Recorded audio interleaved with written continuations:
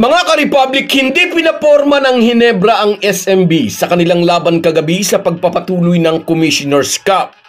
Kahit na postpone ang debut game sana ni Jamie Malonzo para sa conference na ito, ay naging sapat naman ang puwersa ng Gin Kings upang pataubin ang kanilang sister team.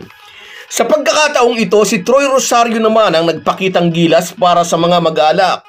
Tinuhog ng Gin Kings ang back-to-back win upang imarka ang panlimang panalo, samantalang nalaglag pa ang SMB sa bottom half ng team standings. Pag-uusapan po natin yan, pero bago ang lahat ay maglalambing po ako sa inyo na isubscribe ninyo itong ating channel at kung di masyadong makakaabala ay i-like at paki-share na rin ninyo. Malaking bagay po yan sa aming mga vlogger. Maraming salamat.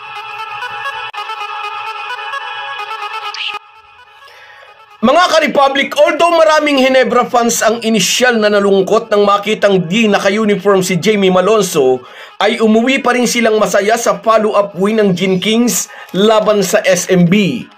Mula sa simula ay hindi nakaporma ang Beermen sa kupunan ng Hinebra na mataas ang moral dulot pa rin ng malaking panalo noong Manila Clasico.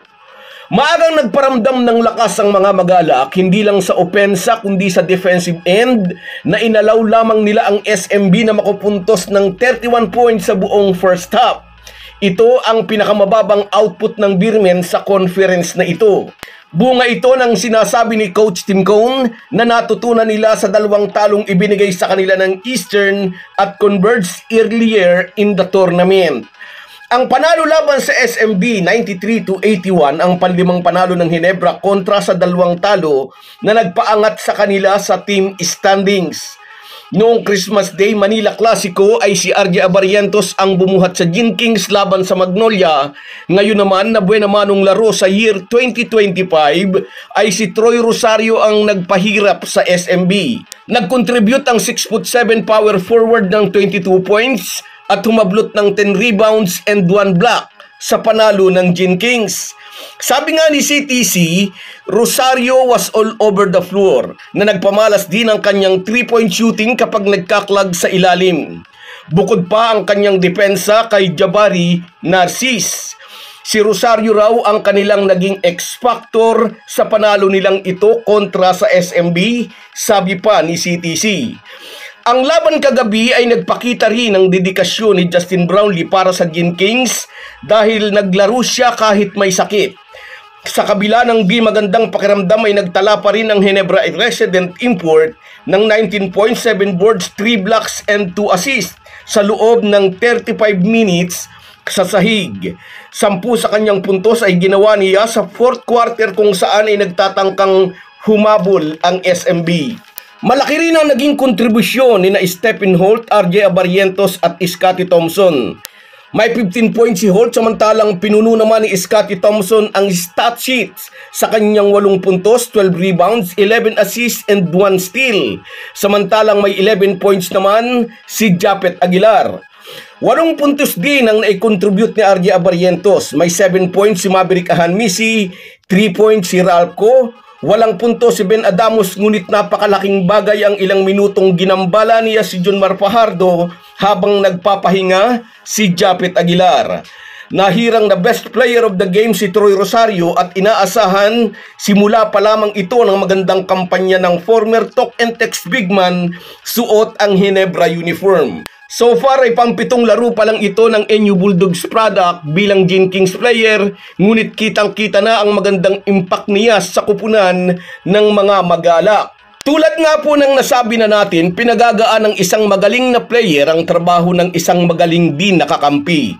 Nagkakatulungan sila at nagkakabuhatan sa kanilang performance. At ramdam yan ng Hinebra sa pagdating ni Troy Rosario sa kanilang kampo.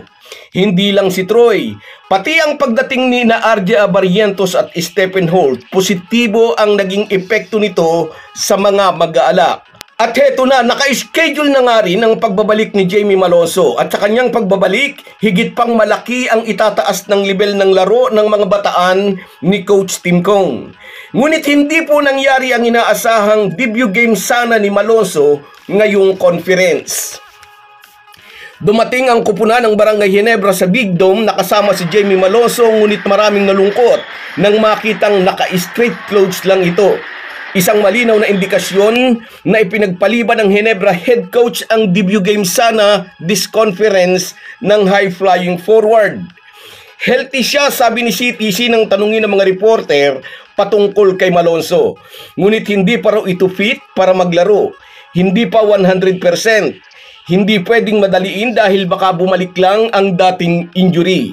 Kaya kailangan pa ulit maghintay ng mga Ginebra fans na sabik ng mapanood ang Malon Show ng Ginebra Power Forward.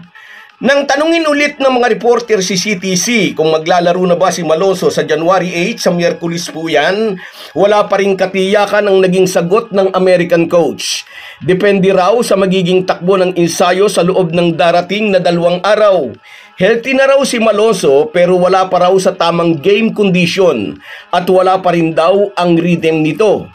Kung inyong naaalala, na-injured si Jamie Malonzo buwan ng Abril sa isang laro laban din sa Northport.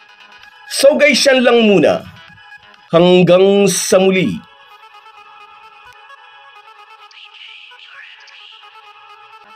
Kung wala po kayong mga viewers namin ay walang magtatagumpay na vlogger. Kaya salamat po sa inyong panunood. Shoutout sa iyo, Merson Kabady Vlog mula dyan sa Oman. Ingat ka lagi dyan, kabayan. Shoutout sa iyo. Sa iyo rin, shoutout Napoleon Tinapay. May bakery siguro ito. Salamat sa suporta, idol. Sa iyo rin, shoutout Ren Carlo Official. Yes, nanalo tayo. Shoutout sa iyo. At sa iyo rin, Mike Angelo Marabilia. Yes, nanalo ang Gin King, sabi niya. Shout out, idol. Sa iyo rin, Willie Bardahe. Win or lose, sabi niya. Ginebra pa rin tayo. Shout out. Sa iyo rin, Enrico de Guzman, tagabawan ito pero nasa Belgium. Shout out sa iyo, idol. Sa iyo rin, shout out Michael D. Lagi kang present. Salamat, idol, sa walang katapusang suporta. Sa iyo rin, shout out Efren Mendoza, kabayan. Happy New Year. Salamat sa suporta, idol. At sa iyo rin, shout out Papa Kiko. Shout out sa iyo, lagi kang nariyan. Salamat. At sa iyo rin, shout out Edwin Gardon. Salamat sa inyong lahat. Kahit gaano po tayo kabisi ay huwag po nating kalimutan ang ating buhay espiritual. Lagi po tayong magpasalamat sa bawat araw na dagdag sa ating buhay. Malaki po ang maitutulong ng pananalangin araw-araw. Isang paalala po mula sa inyong Halo-Halo Sports Republic.